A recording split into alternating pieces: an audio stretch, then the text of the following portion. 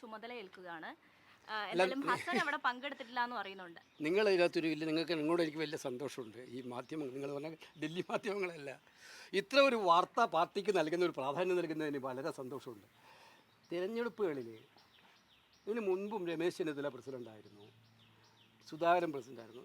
സുധാകരൻ അടക്കമുള്ള ഞങ്ങൾ സുധാകരൻ ഇവിടെ ഇരുന്നുകൊണ്ടാണ്, സുധാകരൻ, സതീശൻ, പിന്നെ അതുമായി ബന്ധപ്പെട്ടുള്ള രമേശ്, ഞങ്ങളെല്ലാം ഇവിടെ ഇരുന്നുകൊണ്ടാണ് കണ്ണൂർ പോലുള്ളൊരു സീറ്റിൽ മത്സരിക്കുമ്പോൾ അവിടുത്തെ പൂർണ്ണമായും സമയം ചിലവഴിക്കേണ്ടി വരും എന്ന അടിസ്ഥാനത്തിൽ KPC പ്രസിഡൻ്റ് ചുമതല തൽക്കാലത്തേക്ക് ഒരാളെ ഏൽപ്പിക്കുന്നതാണ് നല്ലതെന്ന് എല്ലാവരും കൂടെ കൂട്ടായിരുന്നു തീരുമാനിച്ചപ്പോൾ ആ തീരുമാനത്തിൻ്റെ അടിസ്ഥാനത്തിലാണ് ഹസനെ ചുമതല ഏൽപ്പിച്ചത്. ആ ചുമതലയുള്ള ഓർഡർ നോക്കിയാൽ തന്നെ നിങ്ങൾക്ക് മനസ്സിലാവും, ഇലക്ഷന് വേണ്ടി മാത്രമാണ് ആ ഓർഡർ. ഇപ്പം എന്തൊക്കെയാണ് പുകിൽ, സുധാകരനെ മാറ്റാൻ വേണ്ടി ശ്രമിച്ചു. ഇത് KPCC ഓഫീസിൽ ഞങ്ങൾ 4-ാം തീയതി ഇരിക്കുമ്പോൾ 4-ാം തീയതി ഹസനാണ് ഇലക്ഷൻ നടത്തിയത്. ആൾ നല്ല രീതിയിൽ ഇലക്ഷൻ നടത്തി. ആ ഇലക്ഷൻ നടത്തിയിട്ട് അത് കഴിഞ്ഞ് ഇലക്ഷനെ കുറിച്ച് ഞങ്ങൾക്ക് പെട്ടെന്ന് റിവ്യൂ നടത്തണം എന്ന് ഞങ്ങൾ തന്നെ തീരുമാനിച്ചത്. കാരണം പോളിംഗ് ശതമാനം ഇത്ര കുറഞ്ഞിട്ടുണ്ട്, എന്തുകൊണ്ടാണ് പോളിംഗ് ശതമാനം കുറഞ്ഞത്, ആരുടെയൊക്കെയാണ് വോട്ട് കുറഞ്ഞിരിക്കുന്നത്, ആരാണ് വോട്ട് ചെയ്യാൻ പോകാത്തത്, ഇതിൻ്റെ കണക്കെടുപ്പ് ബൂത്ത് തലം മുതൽ സംസ്ഥാന തലം വരെ വേണം.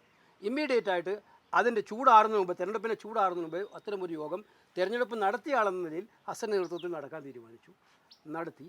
അന്ന് തന്നെ സുധാകരൻ സംസാരിച്ചപ്പോൾ 2 ദിവസത്തിനുള്ളിൽ നിങ്ങൾക്ക് ചുമതല ഏറ്റെടുക്കാൻ സുധാകരനോട് ഞാൻ സംസാരിച്ചു. നിങ്ങൾ സുധാകരനോട് ചോദിക്കണം. അത് എനിക്കറിയില്ല ഇതെങ്ങനെയാണ് വാർത്തയാവുന്നത്. എനിക്കറിയാം 1 മാസത്തേക്ക് ബുദ്ധിമുട്ടുണ്ടെന്ന് എനിക്കറിയാം. ഇപ്പം ഇലക്ഷൻ കഴിഞ്ഞു കേരളത്തിൽ, ഇനി റിസൾട്ട് വരുന്ന 4-ാം തീയതി വരെ സ്പേസ് തെക്കണമല്ലോ. ആ സ്പേസ് തെക്കാൻ വേണ്ടിയിട്ടുള്ള പ്രയാസമുണ്ടെന്ന് എനിക്കറിയാം. പക്ഷേ ഇത്തരം ഒരു നോൺ ഇഷ്യൂ വലിയ ഇഷ്യൂ ആക്കി വരും. ഏതായാലും പാർട്ടിക്ക് പബ്ലിസിറ്റി കിട്ടി, സുധാകരൻ ഈ വിഷയത്തിൽ പറഞ്ഞേക്കുന്നത് അങ്ങനെയൊന്നും തന്നെ പറഞ്ഞുവിടാൻ പറ്റുന്ന ആളല്ലാന്നാണ്. നിങ്ങൾ അങ്ങനെ, ഞാൻ സുധാകരന്റെ ഇപ്പം ഞാൻ നേരിട്ട് കേട്ടതാണ്, അങ്ങനെയൊന്നും എന്നെ പറഞ്ഞുവിടാൻ കഴിയില്ല എന്നാണ് സുധാകരൻ എന്ന് പറയുന്നത്. അല്ല, ഞാൻ സുധാകരൻ പറഞ്ഞ് താങ്കൾ കേട്ടിട്ടില്ല. ഞാൻ അവിടെ അകത്തിരുന്ന് കേട്ടിട്ടാ വന്നു.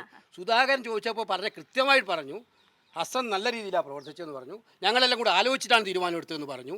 കൃത്യമായിട്ട് പറഞ്ഞതാണ്. പക്ഷെ നിങ്ങൾ കുത്തി ചോദിച്ചു നിങ്ങളെ പറഞ്ഞുവിടാൻ വേണ്ടിയിട്ടാണോന്ന്. അപ്പോഴുള്ള മറുപടിയാണ് കുത്തി ചോദിക്കാറ്.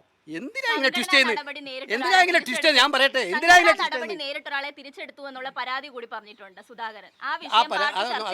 അതൊന്നും ചർച്ച ചെയ്യേണ്ട ആളല്ല ഞാനിവിടെ. അതൊക്കെ അവിടെ ചർച്ച ചെയ്യും, തീരുമാനിക്കും. അത് കൊച്ചു കാര്യങ്ങളാണ്. ഇല്ല, അത് ഞാൻ പറഞ്ഞല്ലോ മനസ്സിലാക്കേണ്ടത്. നിങ്ങൾ മനസ്സിലാക്കേണ്ടത് ഈ കാര്യം, ഇത് ചുമതല ഏറ്റെടുക്കാൻ സുധാകരൻ ഓഫീസിൽ പോയി എന്നുള്ളതാണ് അതിൻ്റെ കാര്യം. അതല്ലാതെ സുധാകരൻ KPC പ്രസിഡന്റ് സുധാകരനെ മാറ്റി റീപ്ലേസ് ചെയ്ത് പകരം ഒരാളെ വെച്ചതല്ലല്ലോ. സുധാകരൻ തിരഞ്ഞെടുപ്പിൽ മത്സരിച്ചപ്പോൾ നിന്നു, തൽക്കാലത്തേക്ക് ചുമതല നോക്കാൻ അസേൽപ്പിച്ചു. സുധാകരൻ KPC ഓഫീസിൽ വന്ന് അത് ഇന്ന് ചുമതല അതിൻ്റെ ആ പ്രസിഡന്റ് സ്ഥാനത്തേക്ക് ഏറ്റെടുത്തു. അത്രേ ഉള്ളൂ. ഇതിനകത്ത് വലിയ പ്രാധാന്യം കൊടുക്കേണ്ട. ഹസൻ്റെ വരവൊന്നും ഒരു കുഴപ്പമല്ല, കാര്യമല്ല.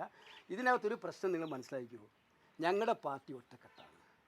ഒരാൾ വിചാരിച്ചാലും പ്രശ്നം ഉണ്ടാക്കാൻ പറ്റില്ല. അത് CPMൻ്റെ ഒറ്റക്കെട്ടാകുന്ന പോലെയല്ല. അവിടെ ഒരാൾ പറഞ്ഞാൽ ബാക്കിയുള്ളവർ കേട്ടില്ലെങ്കിൽ ബുദ്ധിമുട്ടാവും. അതല്ല, ഇവിടെ ഞങ്ങളെല്ലാവരും കൂടെ കൂടി ആലോചിച്ചിട്ടാണ് തീരുമാനിക്കുന്നത്. അല്ല, അതൊന്നും എന്നോട് ചോദിക്കേണ്ട. അതൊക്കെ ചെറിയ കാര്യങ്ങളാണ്. അവിടുത്തെ കമ്മിറ്റിക്ക് തീരുമാനിക്കാവുന്ന കാര്യങ്ങളാണ്.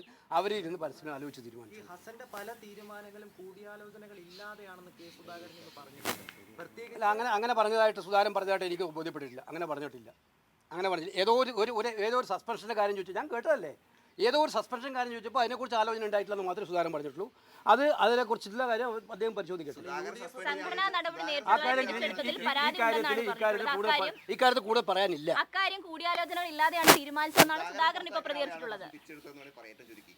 നിങ്ങൾ മനസ്സിലാക്കേണ്ടത്, നിങ്ങൾക്ക് ആകെ താല്പര്യം ഇപ്പം ഇതിലേ ഉള്ളൂ. അല്ല, ഞാൻ അങ്ങനെ പറയുന്നതല്ല.